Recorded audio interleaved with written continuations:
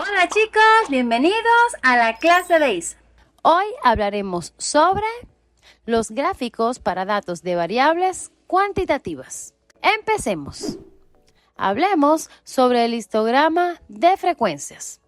Para ello, consideremos el siguiente ejemplo.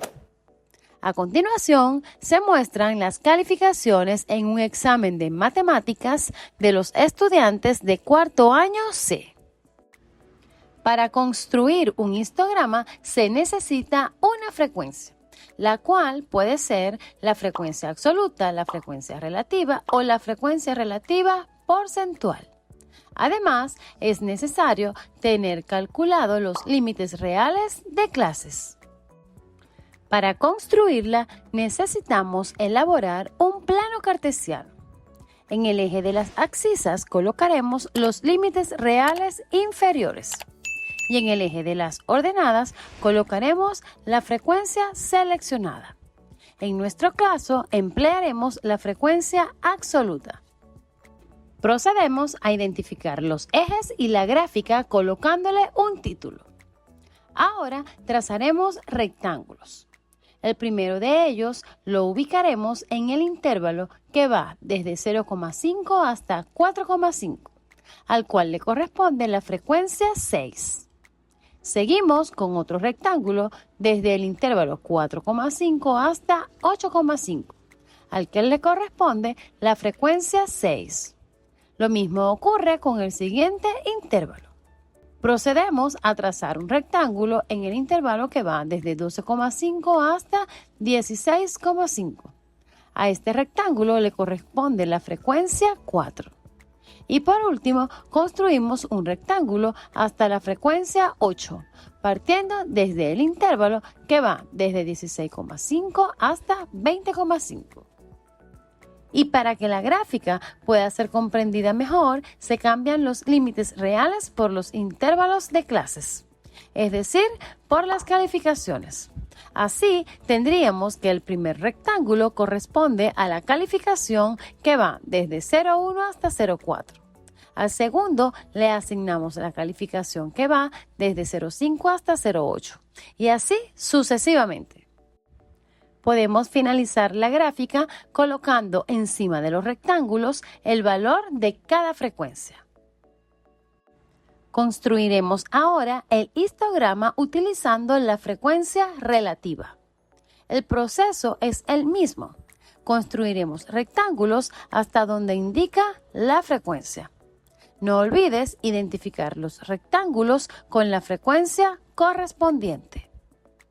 Seguimos con la construcción de un histograma donde se utilice la frecuencia relativa porcentual. El proceso para su construcción es similar al de los anteriores. Se construyen rectángulos hasta la frecuencia correspondiente. Se culmina identificando los rectángulos. Hablemos ahora sobre el polígono de frecuencias. Para la construcción de esta gráfica necesitaremos una frecuencia y las marcas de clases. Consideremos el siguiente ejemplo. Acá mostramos el resultado de una prueba de actitudes hacia la lectura a un grupo de niñas. Para construir esta gráfica procedemos a dibujar un plano cartesiano. En el eje de las abscisas colocaremos las marcas de clases. Fíjate que hemos colocado al inicio una marca de clase que no está en la tabla. Esto lo hacemos para una mejor precisión. En el eje vertical colocamos las frecuencias. En este caso utilizaremos la frecuencia relativa porcentual. Seguimos identificando los ejes y el diagrama. Ahora ubicamos los puntos correspondientes a las marcas de clases con las frecuencias relativas porcentuales. Iniciemos ubicando al 14,5 con 0,7. Seguimos ubicando a 24,5 con 2. Continuamos con 34,5 con 7,3. Y así con cada uno de los puntos. Luego los unimos con una línea. Haremos ahora un polígono de frecuencia donde se muestra el resultado de una prueba de actitud hacia la lectura por un grupo de niños. Se procede igual que para el caso anterior, es decir, dibujamos el plano cartesiano y lo identificamos. Colocamos las marcas de clases y las frecuencias relativas porcentuales en los ejes. Seguimos identificando la gráfica colocándole un título. Para finalizar, ubicamos los puntos correspondientes a las marcas de clases y a las frecuencias relativas porcentuales.